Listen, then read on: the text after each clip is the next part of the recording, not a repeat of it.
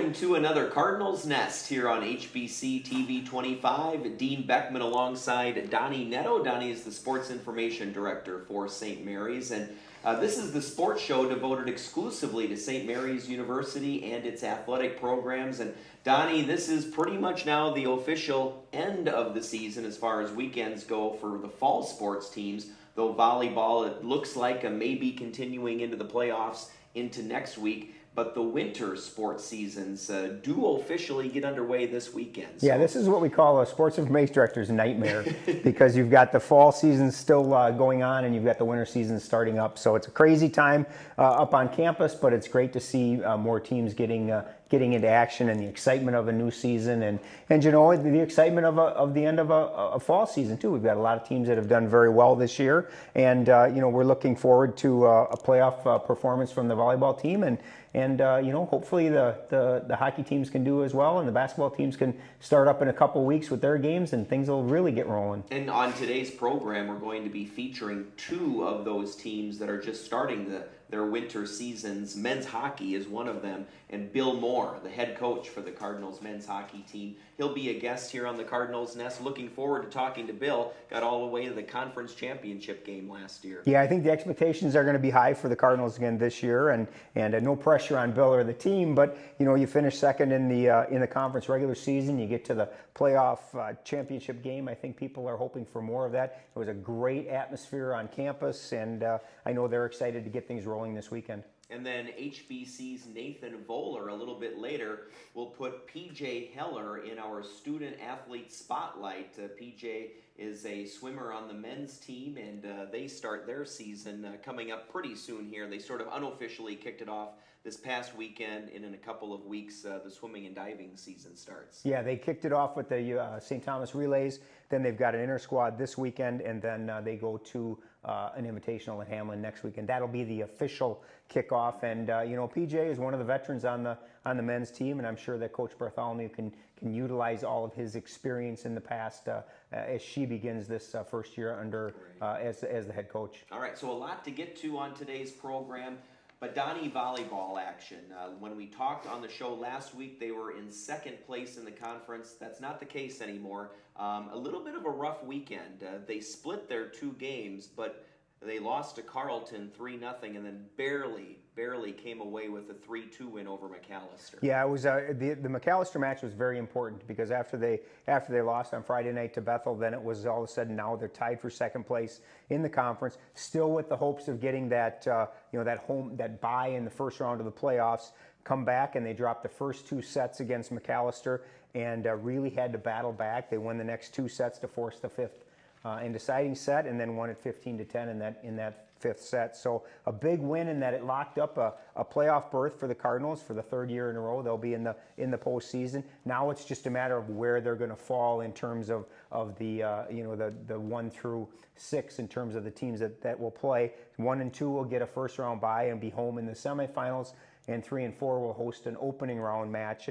And right now they're tied for second with Bethel. 2 matches to go, 2 huge matches for the Cardinals, Carleton and Gustavus. Gustavus being right now the regular season co-champ at the worst. They're unbeaten in match play in the MIC. So a big finish for the Cardinals this year, and hopefully they'll be able to play well in those 2 matches and get ready for the postseason. Right, so kind of a tough schedule here this last week of the regular season with Carleton and then Gustavus on top of the conference standings. So, but they're really hoping to get that home playoff berth, which would be next Tuesday night. Absolutely, and like I said, the key is right now they've got to finish strong.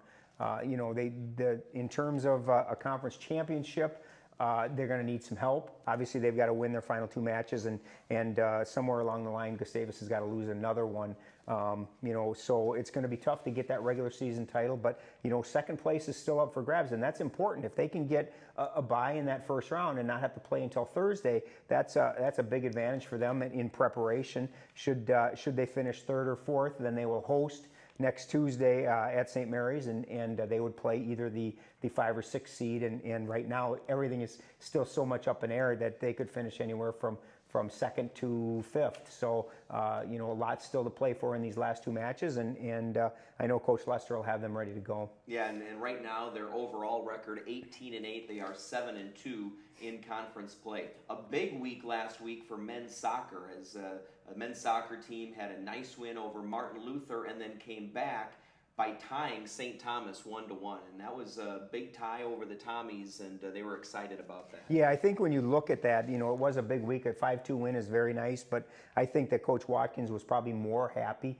more pleased with the performance on Saturday when they tied St. Thomas 1-1. The negative to that was they scored first, they got out to a 1-0 lead, and gave up a goal in the second half for the tie. But you know, that is a good tie. St. Thomas is going to be a playoff team. They're in the very top third of the conference. So for them to get a 1-1 draw against them is very good. It kind of shows the progression and the progress that they've made this season. The 5-2 win is great, but I think that it shows that, you know what, they're ready to move up that ladder, and you know, they've got to continue to build off of ties like that and the win against Martin Luther, and hopefully as they prepare for next season, they'll be able to take some of the things they learned this year and carry that over into the future. And how about Chris Beiersdorf in that win over Martin Luther? He had a couple of goals in that one. Yeah, 2 goals, which is great for him. That's the third time this year we've had an athlete score 2 goals on the men's soccer team, and I think that hopefully, you know, as I was kind of alluding to, as a freshman, he's one of those that's going to kind of take the torch, so to speak. We've got 11 seniors on this year's men's soccer team. So on Sunday when they have senior day, you know, it's going to be a pretty emotional time for Coach Watkins. It's a big group, really one of his first groups here at St. Mary's when he took over, and you know, it's going to be tough to say goodbye to 11 athletes. The nice thing is one of those athletes is a goalie, so he can start all 11 of them, and he'll have his entire 11 starting lineup will be set. But you know, this senior class has done a lot for this program, and I know that Coach Watkins should you know, make sure that they know that what they've accomplished is really kind of the foundation of hopefully great things to come in the future.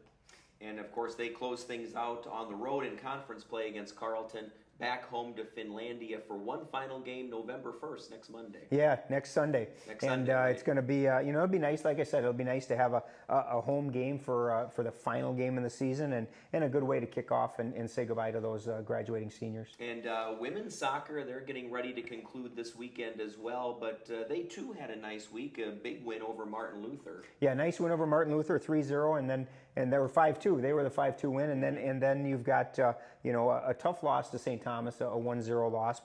But again, you know, Coach Cassidy was very happy with the way they played against St. Thomas, and the Cardinals they're so close.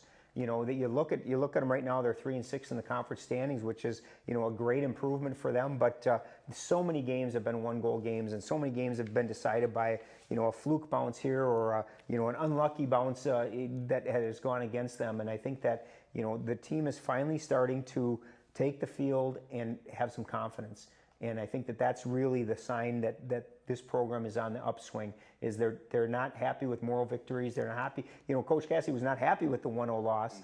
He was happy with the way they played, but he felt like, you know, it should have at least been a 1-1 tie or maybe even a victory. But it's that confidence and that expectation is growing. It's not just, well, let's keep it close. It's, you know, we're getting on that field and we're expecting to win. Nice to see Caroline Blackwood, a student athlete that we spotlighted earlier in the year here on the Cardinals Nest, get her first goal of the season. She's a senior, so that was one of her final opportunities. Absolutely, and as we've said before, you know, as you talked about with the men, this women's group of seniors, there's 6 of them, and what a class act of individuals, and certainly Coach Cassidy's going to miss them when you know, when they hang up their cleats after Saturday's game at Carleton.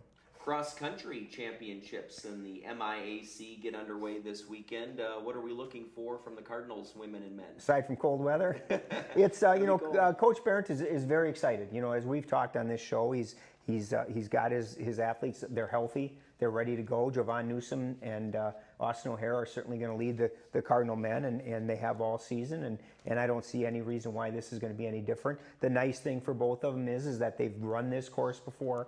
Yes, it's a neutral course, but they've run it before, and are confident that they can do well on this course. And on the women's side, it'll be a little bit more interesting because your top runners, Erica Thiel and Heidi Liederman, are going to be seeing this course for the first time. So it'll be a little bit a little bit different for them. But I know expectations are high, and hopefully we get some solid performances. I know the men finished 7th at the conference championships last year, which is the highest that Coach Barrett has had his team in his years at St. Mary's. So I think he's expecting more of the same this year, especially on the guys' side because of the experience they have. The women's side, I think that he really wants to see what they're capable of. But being that it'll be the first time for several of them, it'll be interesting to see what happens. All right, we'll be sure to update those results on next week's show. And in a little bit, Donnie, we're going to be bringing in Bill Moore, the head men's hockey coach, but women's hockey starting this weekend as well. They're at the University of Wisconsin-Superior for a couple of games, and we won't give a full-fledged preview on this show. We'll save that for another week. But the women's hockey team, they had a plus 500 record a season ago, so a lot of excitement around Coach Manners. Absolutely. Made the playoffs last year, and I know they want to get farther than they did a year ago when they take the ice this year. But I think that one of the things that's going to be difficult is they lost 3 very valuable individuals from the team last year: Brianna Peterson, Mary DeBartolo, and Mackenzie Klimek. But on the flip side of that, a lot of experience returning. So it's one of those things where there isn't a lot different this year. And so the key is going to be who's going to step up into those places to replace, especially Brianna and Mary offensively and Mackenzie defensively. Those are 3 people that 4-year regulars on the Cardinals roster, and they're going to be sorely missed when the Cardinals take the ice. But as happens every year, and we talk about it a lot, somebody has to step into those roles because every year you graduate players, so somebody's going to have to step up. 2 solid goalies, Tori Herman and Mara Shields, are both back, so they're solid in the nets, and I know they're all excited about what's going to happen this year. All right, hockey is back, and we'll find out even more about the men's hockey team from head coach Bill Moore, and that's next here on the Cardinals Nest on HBC.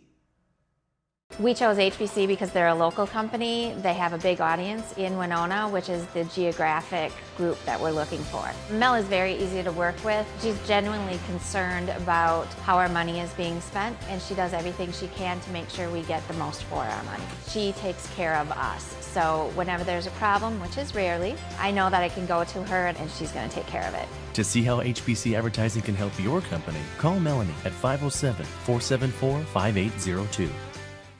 Want the latest news on St. Mary's University athletics? Watch the Cardinals Nest on HBC TV 25.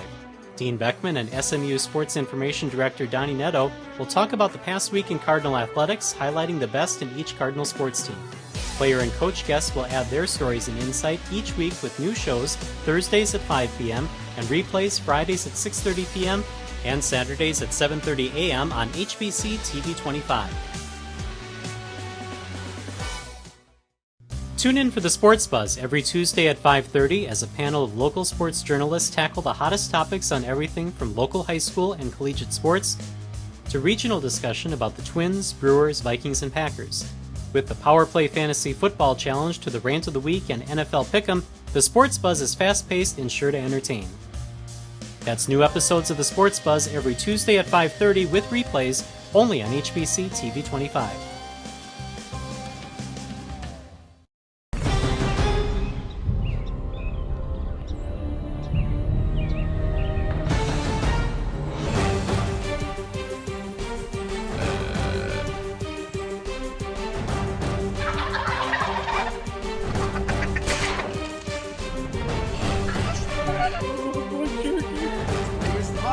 Look at the brows on that. That's a hog, man.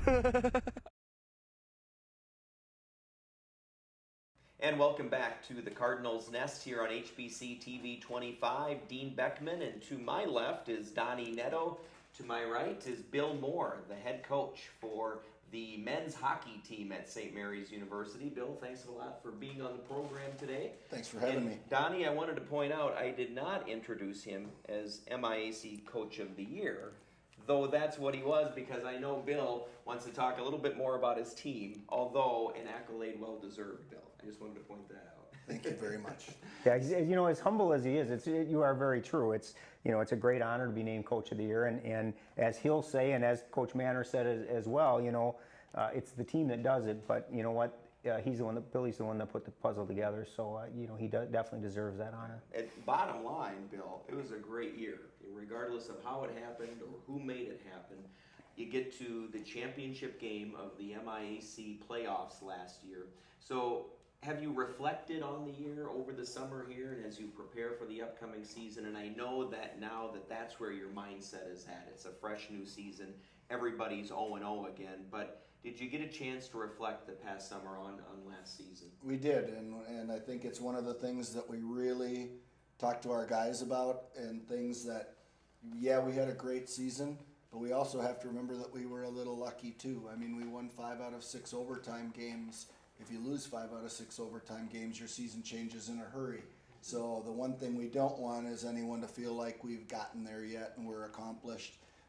We really didn't get anything. We didn't win it. We didn't get to where we wanted to be. So we can use that as a motivating tool to start this season and to put everybody in the right frame of mind as far as the hard work and the effort that it took last year, and that just simply was just a little bit short. So we need a little bit more than what we gave last year. You know, do you look at maybe last year as being a bit of a statement? You know, because St. Mary's, when it's come to the playoffs or even the, you know, the MIC picture over the past several years, we haven't been in that picture. Do you look at it maybe though as, hey, you know what, here we come? I do think it was a little bit of a statement. I think that we've gained a lot of respect with the coaches, especially in the West. I still don't think the coaches in the East know much about St. Mary's University, but in the Western region, definitely we've gained some respect, especially after an overtime game with Stevens Point, who ended up as national runners-up. And I think where we really saw a difference is in recruiting. There's a lot more kids that are open to coming to St. Mary's, know who we are now, and we've been able to open some doors that maybe we hadn't been able to open in the past. Now you've got to shift gears, obviously. The fun part was looking back, but now as you look ahead, great group of returners. But before we talk about some of those, talk a little bit about what you lost, because you did, you know, wasn't a big group, but there was a lot of importance in those seniors that you lost. Yeah, we lost 4 seniors. And of the 4 seniors were just so high as far as the character, so far above the leadership abilities that we've had in the past. You know, Bob Marks is the best leader I've ever coached in my 29 years in athletics, and whether it be soccer, hockey, baseball, he was the best leader that I've ever had. Jed McGlasson, I love the kid like he was my own son, and was a great motivator, great leader on our team. Mike Walter played the role of captain very, very well, and you know, just his unselfishness, being a fourth line center as a captain, to be in our checking role rather than maybe being a top 4 defenseman, because we needed that role filled. And Christian Gaffey, you know, transferred from the University of Minnesota Duluth, ended up playing behind Phil Heinley, who was an all-conference goaltender, and never complained once. You know, you get a Division I kid transferring to a D3, not playing a whole lot and still being a very, very positive influence on the locker room. It just, those types of character kids just don't happen very often. So we're going to miss that leadership, and we're going to miss that part of the game tremendously. Bill, I have a follow-up question to that. One of the big initiatives at St. Mary's is leadership right now, and specifically, and in developing those leadership qualities, but specifically, what was it about Bob that made him the best leader that you've ever coached? I think it was internal. I mean, obviously we work on things with him and talk with him, but he had it when he came here. It wasn't, we could develop it, we might have made it a little bit better, but leaders are born, and you can develop those skills, but if they don't have the leadership qualities, you're not going to get there. He was just tremendous. And obviously, as you kind of alluded to with Christian, he had to play behind an all-conference goalie in Phil Heinley. Phil's back, Mike Mazzano's back, Bob Kinney's back, Martin Gruss is back, all people who really stepped their games up over the last year. Talk a little about expectations now for the upcoming year. Well, I think the one thing that you'll find about our team is we're going to be very offensive. Last year we led the MIAC in goals for, and I would expect that we would be able to be somewhere up in that top again. We're going to have to work hard to improve our defensive end so that we can continue to improve, because Bob was a big loss, and we thought we had a recruit that came in that would be, you know, of similar skill to Bob, and he got a last-minute Division I scholarship, and we ended up losing one, you know, a guy that we thought, but you know, we're happy for those kinds of kids. So I think that's what you're going to see out of us is we're going to be very high, run and gun. We're going to get up and go, and we've got to do a good job on the power play and penalty kill, as everybody does the way the penalties are called nowadays. So, Bill, as we look forward now to this season, it's the MIAC Hockey Showcase. This weekend you take on Gustavus, and then a rematch with Hamlin, which is a rematch from last year's tournament championship game. So tell us about your expectations and what you expect to see this year from Gustavus and Hamlin. Sure. Well, you're always going to see a team with Gustavus that'll work their butt off. They'll do everything that they can, block shots, grind in front of the net, screen tip, you know, anything they can physically to play. When we play Hamlin, you're just going to see a very, very high level of skill. I think they have 4 or 5 Division I transfers on their team, and they're very similar to us. It should be very entertaining. Can you talk, Coach, talk a little bit about the showcase? I know we've done this in the past, but you're playing conference teams, but it's in non-conference games. What are you going to be looking for in these 2 games? Because really, in the grand scheme of the conference standings, they don't mean anything. Yeah, I think what I'm looking for is this weekend, more than any other year, is to find those leaders that we lost last year. Who's going to step up in big games? Who's going to be ready? Because as soon as this weekend's over, we step right in the fire, and we play 2 top 5 teams in the country in River Falls and Eau Claire. So we've got to have those guys that are taking over those leadership roles right from the beginning. And right now, Bob Kinney is our captain. He'll be a very, very good captain. And then Mike Mazzano and Marty Gruss are our alternate captains. So we need to see what they're going to provide as far as leadership under a game situation. You know, can you talk just real quickly? You mentioned Marty, and you know Marty was an All-American last year. Great honor for him. He had a phenomenal season.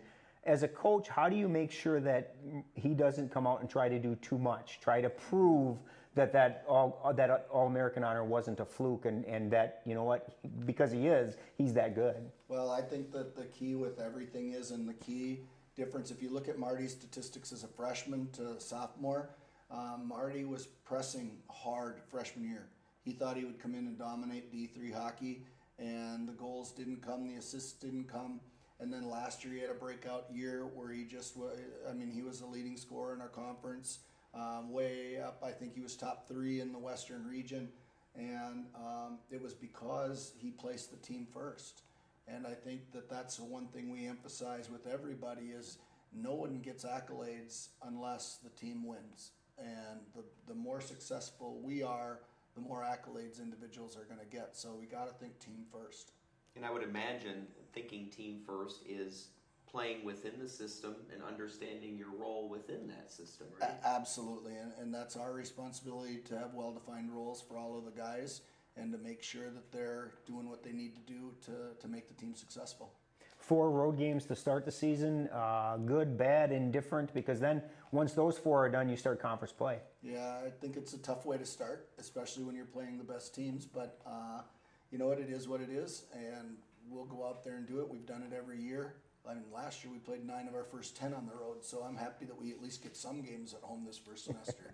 All right, Bill, we're out of time in this segment, but thanks a lot for coming in, and good luck this weekend at the Hockey Showcase. Thank you, and thank you for having me. You bet. All right, stay tuned here to HBC TV 25. Coming up next, Nathan Voller is going to put PJ Heller from the swimming and diving team in our Student Athlete Spotlight here on HBC.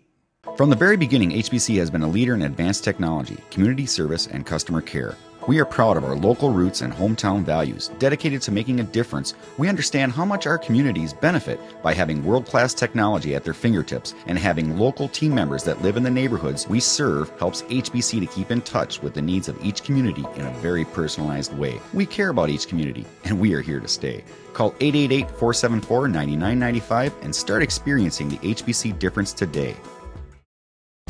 Join HBC Sports' Extra Point one-camera coverage of high school football and soccer throughout the fall, presented by Lewiston Auto. In addition to our Football Night Crew broadcasts, Extra Point will bring you 8 games from the gridiron and 9 games from the pitch. For the full slate of games, simply visit hbci.com/sports to find out when your team will be on the field.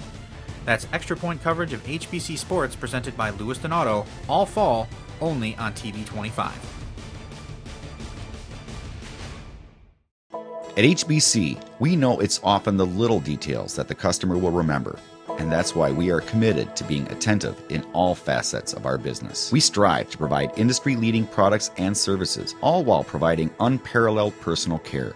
HBC's customer service and technical support are provided locally within each service market and are available by phone or by visiting the local offices. Call 888-474-9995 and start experiencing the HBC difference today. Tune in for the Sports Buzz every Tuesday at 5:30 as a panel of local sports journalists tackle the hottest topics on everything from local high school and collegiate sports to regional discussion about the Twins, Brewers, Vikings, and Packers. With the Power Play Fantasy Football Challenge to the Rant of the Week and NFL Pick'em, the Sports Buzz is fast-paced and sure to entertain. That's new episodes of the Sports Buzz every Tuesday at 5:30 with replays only on HBC TV 25. And we're back here on the Cardinals Nest on HBC. It's time now for our Student Athlete Spotlight. Let's go to Nathan Voller. He has PJ Heller in this week's Student Athlete Spotlight here on HBC. For both the men's and women's swimming and diving team here at St. Mary's, they're soon going to be starting up their season this Saturday in St. Paul, Minnesota at the University of St. Thomas Mead. And today I had the opportunity to interview one of the athletes. His name is PJ Heller. He's a fourth-year senior here at St. Mary's, and he competes in the freestyle. So today I talked to him about both being a student and an athlete here at St. Mary's. I chose to attend St. Mary's because my uncle actually went here, and he turned me on to the idea of touring it, decided to tour, and everyone was super nice, super friendly. Class sizes were small, offered the major I was looking for, and had a great swim team. I've been a swimmer since I was 7 years old, so swimming was always just in the foreground of my life, and I wanted to continue it competitively. I'm a freestyler, mainly doing sprinting. I really like the 200 free. That's my main event, I'd say. Yeah, I started on a club team when I was 7, and then started swimming for the high school when I was in 7th grade, and that continued through my senior year, and then now I'm a senior here at St. Mary's, still swimming. Have you ever considered coaching at the high school level? I've considered it. I haven't done it yet, but I'd be up for the idea. We've got our new coach this year, and I mean, obviously no one can replace Coach Lindquist, but I think Coach Amber will be doing very well. She's been pushing us pretty hard. I think we'll be really well prepared for the meet. I haven't had a whole lot of time yet to get to know her, but she's nice so far and knows what she's doing. I actually did just find out a few minutes ago that I'll be one of the captains of the men's team along with Andrew Eggers-Gluss, and then the girls' captains were also just announced. Were you ever a captain in high school? Yeah, I was the captain of my high school team. Yeah, we've got a water polo club here. I'm on that team. We actually just had our championship tournament. There are 14 guys on our team currently, 7 people in the water at a time if you don't know water polo much. Would you say water polo is a strange mix of other contact sports, but in a pool? In water, yeah, okay. Exactly. A little bit of rugby to it too. There's just, I don't know how to explain it otherwise. Yeah, that's a good description. We've always been a super close-knit group, so every weekend we're always together. We're always together in the pool. We always eat dinner together in the cafeteria. So we do everything together, absolutely. It's fun. It's a great group of people, and if you like being in the pool, you'll like being with us. Looks like life for PJ is very busy both inside and outside the pool. Not only competing in swimming and diving and water polo, but he's also a leader as a team captain. Back to you, Dean, in the studio.